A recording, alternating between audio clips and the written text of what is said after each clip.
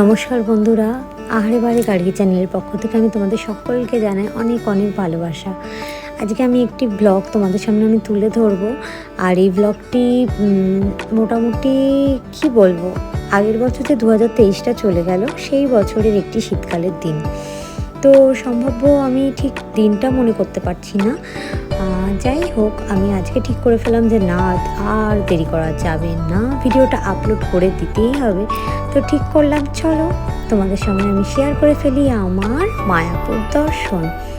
তো এই যে দেখতেই পাচ্ছ, আমরা মায়াপুরে প্রবেশ করে ফেলেছি। আর আমাদের সাথে ছিল আমার ভাসুর, যা এবং তার মেয়ে।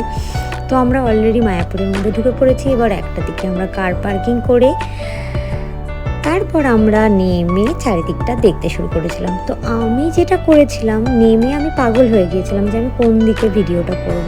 এত সুন্দর সুন্দর চারিদিকের পরিবেশ, আর এত ভালো লাগছিল না, আমার মনে হচ্ছিল সারাটা দিন ফোনে ভিডিও করেই যায় আর ফটো তুলেই যায়। কিন্তু কি বলবো, ফোনে সেরকম চার্জ ছিল না, আর সেরকমভাবে ভিডিওটা আমার পুরোপুরি করা হয়নি। তবে যতটুকু পেরেছি সারাটা দিন শুধু এই করে গেছি। এই যে এখানে দেখো কি সুন্দর দুটো পিলারের ওপরে ফুল গাছ লাগানো আছে, আর ছোট ছোট বেশ চন্দ্রমল্লিকাগুলো হয়ে উঠেছে।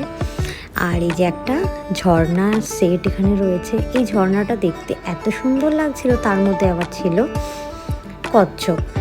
আর এইগুলো বেশ সুন্দর আকর্ষণীয়। আমার তো এখানেও মনে হচ্ছিল কয়েকটা ছবি তুলি, এত সুন্দর। তবে শীতকাল যেহেতু ছিল, এই ঝর্ণার জলগুলো গায়ে পড়ছিল, আর খুব ঠান্ডা ঠান্ডা একটা হাওয়া দিচ্ছিল যেহেতু ঝর্ণার ধার। তো আমরা একটু দূরে সাইডে একটু দাঁড়িয়ে দাঁড়িয়ে ভিডিওগুলো করছিলাম। তো এই যে দেখো কি সুন্দর, 3টে পদ্মর ওপরে ঝর্ণা সেট করে দেওয়া আছে।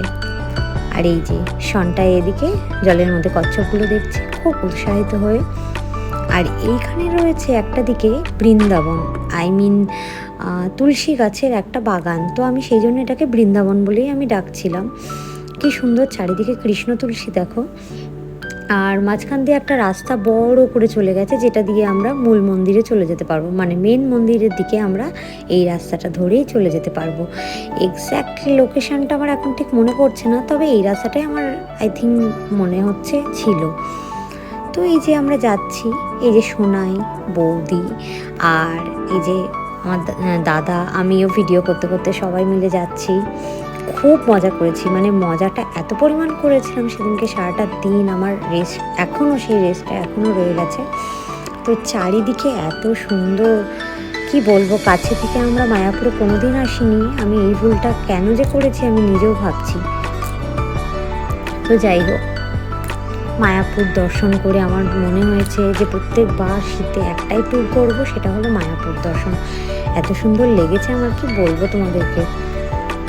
তো এই যে দেখো, আমরা ভিডিও করতেই ব্যস্ত, বলেছি ভিডিও করতেই এসেছি আমরা, ঠাকুর তো কম দেখেছি, ভিডিও করে করে মনটাকে ভরিয়েছি। যেখানে যাচ্ছি সেখানে একটুখানি টুকটুক টুকটুক করে ভিডিও করে নিচ্ছি আমরা। তো আর একটা কথা বলে দিই, আমরা যেহেতু শীতকালে গিয়েছিলাম, তো দেখছি হঠাৎ করে গিয়ে মায়াপুরে একটা মেলা করেছে। তো এখানে মেলাটা আমার ভীষণই ভালো লেগেছে। এখানে সারা দিন কীর্তন হচ্ছিল মেলাটায়, এবং আমরা মেলার মধ্যে প্রবেশ করে যাই। এত ভালো একটা জিনিস না দর্শন করলে কি হয়। তো আমরা ঢুকে পড়লাম মেলার মধ্যে।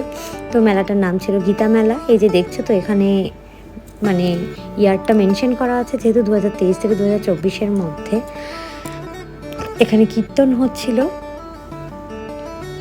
এই যে এটা হচ্ছে প্রবেশ পথ, এখান দিয়ে আমরা ঢুকে যাই। আর এখানে এত ভিড় কি বলবো, ঠিক মতন মানে স্পেস পাচ্ছিলাম না সুন্দর করে চারিদিকটা ঘুরিয়ে ঘুরিয়ে ভিডিও করে দেখাবো। এই সকলেরই হাতে ফোন, সকলেই ভিডিও করতে ব্যস্ত। আর এখানে বেশ কয়েকটা প্রদর্শনী ওনারা দেখিয়েছিলেন ঠাকুরের বিভিন্ন ফলক দিয়ে। তো আমার খুব ভালো লেগেছে। এই যেখানে এত বড় করে স্টেজ করে কীর্তন করা হচ্ছে, আর দর্শনার্থীরা সেগুলোকে দেখছে। তো যাই হোক, আমি কিছুক্ষণ সেটা দেখেছি, তারপর আমি সেখান থেকে ওই প্রদর্শনীগুলো দেখতে ব্যস্ত হয়ে পড়লাম। চারিদিকটা শুধু দেখো কি লাইট, চারিদিকে মানুষজনের ভিড়, আর অনেক খাবার স্টল ছিল, আর সব কটা স্টলই ছিল কিন্তু ভেজ আইটেম। তো আমি যে এখানে তোমাদের এক্সিবিশনগুলো দেখিয়ে দেবো। তো চলো, এই যে এটা ঠিক আমার এখন মনে পড়ছে না, কিছু কিছু নাম ছিল। এই যে দেখেছো তো কতগুলো এরকম করেছে, তো আমার খুব ভালো লাগছিল। আমাদের সাথে যারা গিয়েছিল সোনাই আর সন্টাই মিলে তো খুব ভয় পাচ্ছিল এইসব দেখে। যে যাই হোক, আমি তো এগুলোর নাম ঠিক এখন বলতে পারছি না। তোমরা যদি কেউ জানো যে এগুলোর নাম কি বা এইগুলোর বর্ণনা কি হয়, তাহলে প্লিজ কমেন্টে আমাকে জানিও।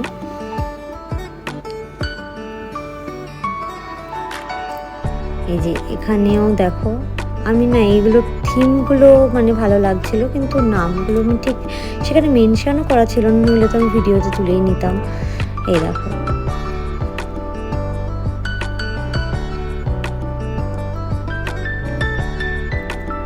এত সুন্দর লেগেছে। এইবার আমরা মেলা থেকে বেরিয়ে মেন মন্দিরের সামনে চলে এসেছি। কিন্তু তোমাদেরকে কি বলবো, মেন মন্দিরে তো ফোন অ্যালাউ নয়, তোমরা সকলেই জানো।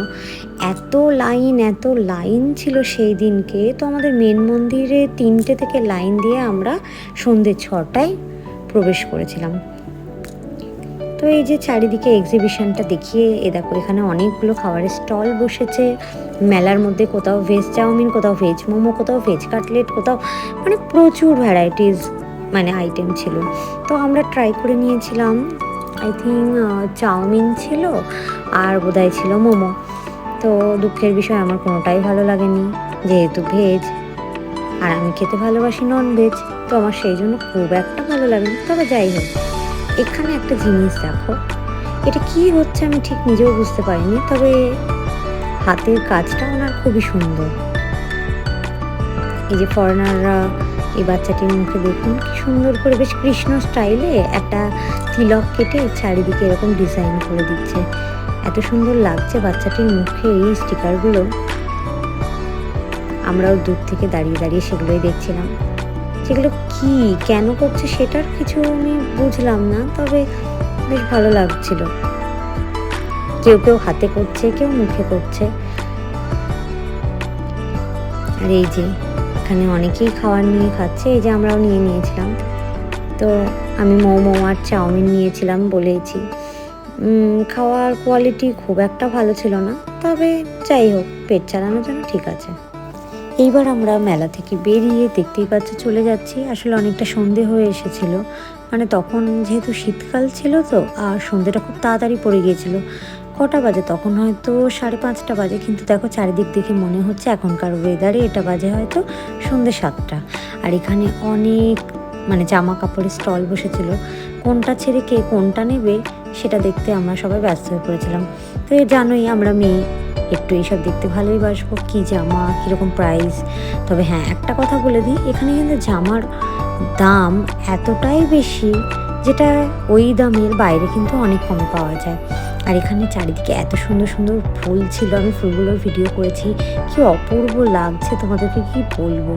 আর এটা ছিল মেন মন্দিরের বাইরের দর্শন। যেহেতু ফোন অ্যালাউ নয়, তাই জন্য তোমাদের সঙ্গে আমি ভিতরের ঠাকুর কিছুই দেখাতে পারিনি। ভিতরে খুব সুন্দর কীর্তন হচ্ছিল, সন্ধ্যা আরতি হয়েছিল, তো সেগুলো আমি যাকে তোমাদের সঙ্গে শেয়ার করতে পারলাম না। আর এই যে দেখো চারিদিকে বাইরের গেটে এরকম এক রো করে প্রচুর ভ্যারাইটিস ফুল এক সাইড করে লাগানো রয়েছে। এই যে দেখো চারিদিক পেয়ে সন্ধে হয়ে এসছে। তো আমরা ঠিক করছিলাম আর কিছুক্ষণের পরেই আমরা বাড়ি চলে যাব, বাড়ির দিকে রওনা দেবো। তো এইখানে দেখো, আমি তো ফুলের ছবিগুলো দেখে আমি শুধু মুগ্ধ হয়ে গেছিলাম, কি সুন্দর করে এরা মেনটেন করে, তাই না? এত সুন্দর এক গুচ্ছ ফুল, চারিদিকে শুধু ফুলের বাহার, তুলসীর বাহার, মানে এত সুন্দর লাগছিল না, কি বলবো, খুব সুন্দর। মানে আমার এতটা ভালো লেগেছে বলার কথা না। আমাদের মানে নদিয়া ডিস্ট্রিক্টে এত সুন্দর একটা তীর্থস্থান রয়েছে, আগে যদি মায়াপুর না যেতাম তাহলে সত্যিই সেটা আমার কাছে অজানাই রয়ে যেত। দেখো চারিদিকটা, আমি এই যে এখান থেকে দাঁড়িয়ে মেন মন্দিরে ঠাকুরের কিছুটা ছবি তোলার চেষ্টা করেছি, যেহেতু এই যে দরজার মাঝখানের যে বর্ডারটা ছিল তার জন্য আমি তুলতে পারলাম না। তো এটা হচ্ছে প্রভুপাদের মন্দির। তো যেহেতু প্রভুপাদের মন্দিরেও মোবাইল অ্যালাউ নয়, তো সেটাও আমি ভিডিও করতে পারিনি, জাস্ট বাইরে থেকে আমি জাস্ট তোমাদেরকে দেখিয়ে দিলাম। এটা হচ্ছে প্রভুপাদের মানে এন্ট্রান্সটা ছিল। এখানে দেখো কতগুলো ছবি টবি, যারা যদি বাড়ির জন্য নিয়ে যেতে চাও তো তারা এখান থেকে কিনে নিতে পারো। তো সেই কারণে এখানে একটা প্রদর্শনী করা হয়েছিল। এই যে এখানে দেখো কত কত বই, মানে যে যেরকম টাইপের বই মানে নিতে ইচ্ছুক তারা সেগুলো করতে পারো। আর এখানে প্রচুর শোপিস ছিল, কৃষ্ণ ঠাকুর মানে বিভিন্ন ধরনের ঠাকুরের এখানে নানা রকম মূর্তি বিক্রি হচ্ছিল। তো আমি সেগুলোই দেখছিলাম আমরা সকলে দাঁড়িয়ে, যেহেতু এগুলো আমাদের ভীষণই ইন্টারেস্টিং একটা জিনিস, তো আমরা সেগুলো তো দেখতে অবশ্যই দেখতে চাইবো। আর এখান থেকে দেখো মেন মন্দিরটাকে খুব সুন্দর করে দেখা যাচ্ছে। আর এটা হচ্ছে প্রভুপাদের মন্দির, আর সেম একই স্ট্রাকচারে নিউ মন্দিরটা তৈরি হচ্ছে। এই যে এইখানে কত আমরা কয়েকটা ছবি কিনেছিলাম, বই ধূপকাঠি সেগুলো কিনেছি টুকটাক। আর আমাদের সারাদিনে মোটামুটি কতক্ষণ সময় লেগেছে সেদিনকে, পুরোপুরি টোটাল 5-6 ঘন্টা আমাদের লেগেইছে মায়াপুর পুরোপুরি দর্শন করতে। তবে আমরা অনেক কিছুই মিস করে গেছি, যেগুলো দেখা হয়নি। অনেকের কাছে পরে শুনেছি এটা দেখেছিস ওটা দেখেছিস, তো অনেক কিছুই পরে জানতে পারলাম যে না, সেগুলো আমাদের দেখা হয়নি। তো আজকে এই অবধি, ভালো থাকবে বা